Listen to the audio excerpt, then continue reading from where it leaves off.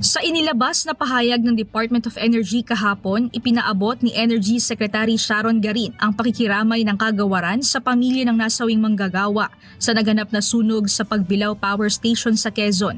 Gayon din ang mabilis na paggaling ng 10 nasugatang personel.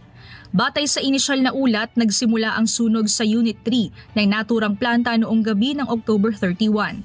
Matapos ang ilang oras na operasyon, naapula ang sunog ngunit nagdulot ito ng pagkasawi ng isang individual at pagkasugat ng 9 na iba pa.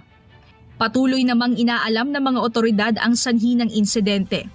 Ayon sa Department of Energy, 3 sa mga apektadong personnel ay mula sa Thermaluzon Incorporated, habang 7 naman ay mga kontratista. Patuloy ang kanilang gamutan at pagmumonitor ng mga doktor.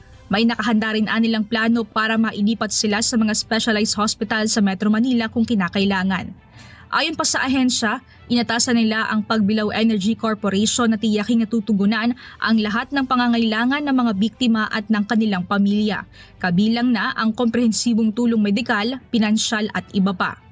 Dagdag ni Secretary Garin, nakikipag-ugnay na rin ng DOE sa iba pang ahensya upang matiyak ang maayos na investigasyon sa pinagmulan ng sunog at upang maiwasan ang kahalintulad na insidente sa hinaharap. Binigyang diin din ng DOE na nakatuon ito sa recovery at rehabilitation efforts, hindi lamang ng planta kundi pati ng mga apektadong manggagawa habang sinisiguro ang kaligtasan at kapakanan ng lahat ng empleyado.